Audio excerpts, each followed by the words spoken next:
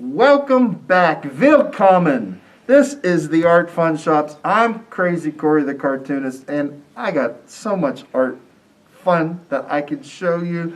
And I got something today that I need to talk to everybody about. It's about tracing. Now, one thing that sometimes you'll hear is when you're learning how to draw, don't trace. Don't trace. You're cheating if you trace. No, don't listen. No. Erase that out. Trace as much as you want when you are learning. Then after you trace it a few times, then try looking at what you're drawing and then just try to draw it. Trace as much as you can. And I'm going to show you a few tracing, here's a big word, techniques that I think you'll like. So first thing is I want to talk to you about one of the things we use the most here in the art world. It's a pencil.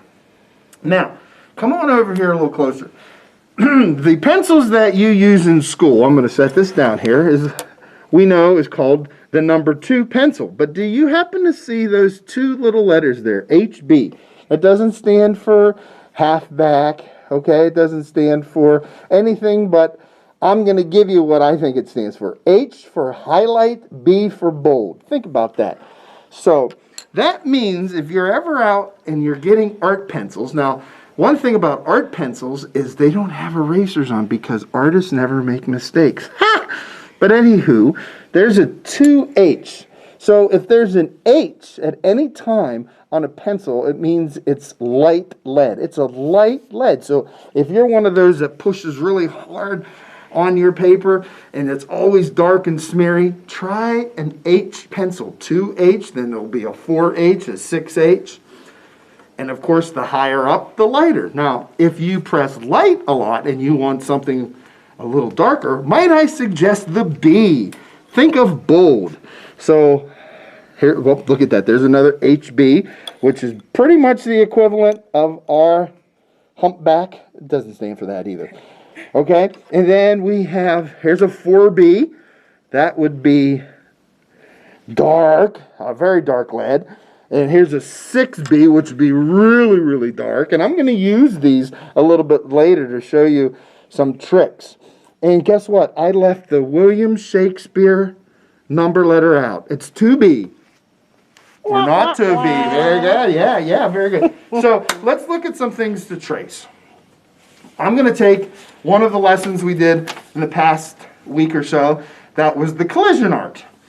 And first thing is I'm going to show you something.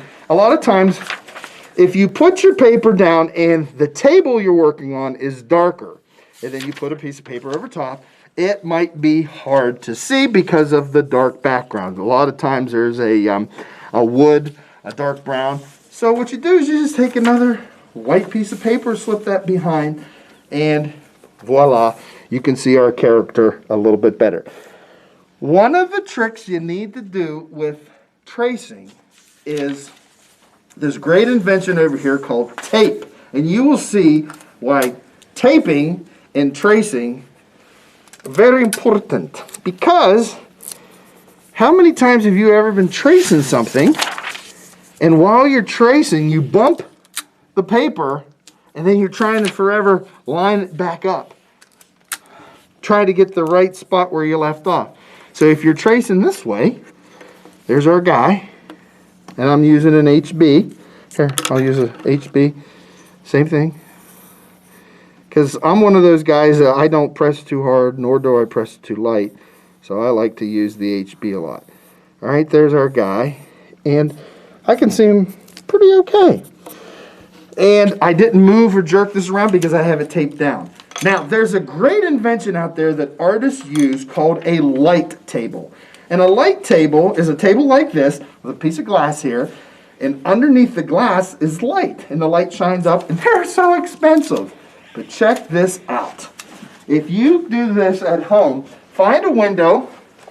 Okay, and I'm going to take my guy again. And I'm going to tape him right up there. There he is.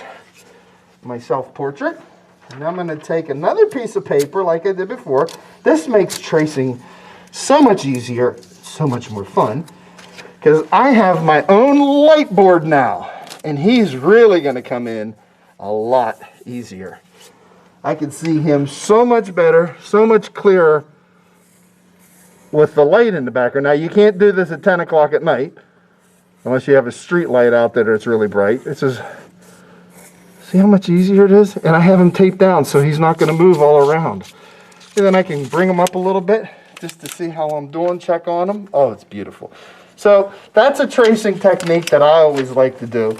It's a your homemade light board, just using a window or a door that has a really, really bright spot. Now here comes the third type of tracing, and it's called transferring. Transfer means in the art world when you take something from one spot and move it to another, transferring, okay? I'm going to take my same little dude again. Now watch this. I'm going to turn him over on the back. Now, remember I said that before about if it's dark, you might have trouble seeing him? I'm going to take a white piece of paper, slip it right under so I could see him a little better. Okay, now notice what I've done. I've just taken that drawing and I've placed him upside down. And I could still see him. I am going to take my 6B. Yeah, that's the darkest. And I'm going to hold my pencil on the side. And I am going to, what is he doing? He's making a tornado. He's making a mess.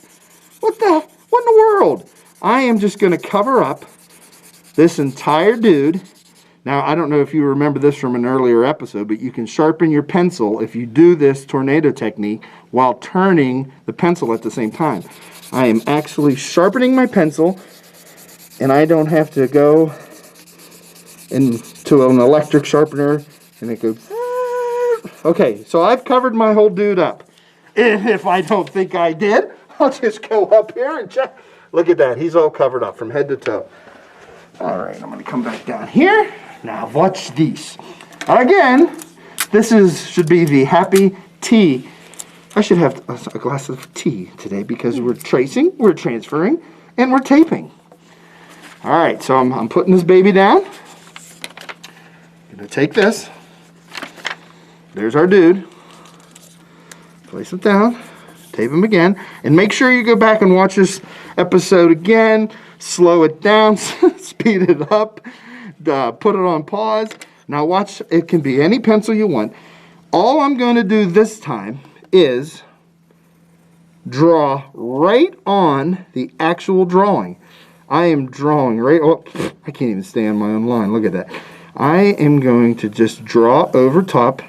I don't have a paper that I'm tracing on. I don't have tracing paper or tracing vellum if you're ever out shopping and looking for tracing paper. It's very light paper. I'm going to come back in here. Now, what you can do every once in a while is kind of pick it up a little bit to see, all right, I'm going to give him some hair. And the magic is going to happen pretty soon, I hope. Drum roll. Okay.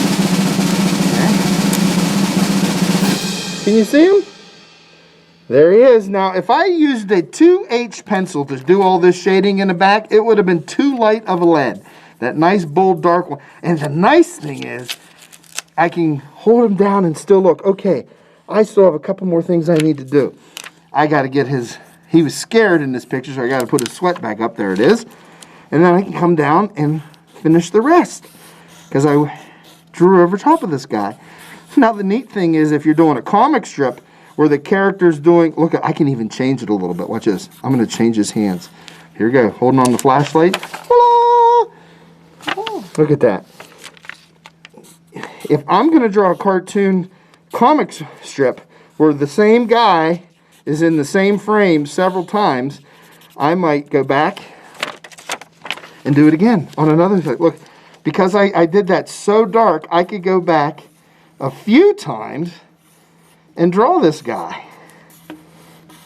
He should be there. There he is again. And sometimes when cartoonists are doing the comic strip, they got to change it ever so slightly. So maybe this time they'll go back and give him a different look. We'll put the teeth in. So that was a lot today in just a short amount of time with taping and tracing and transferring. Give it a try. Have fun. And I'll see you the next time. Mahalo.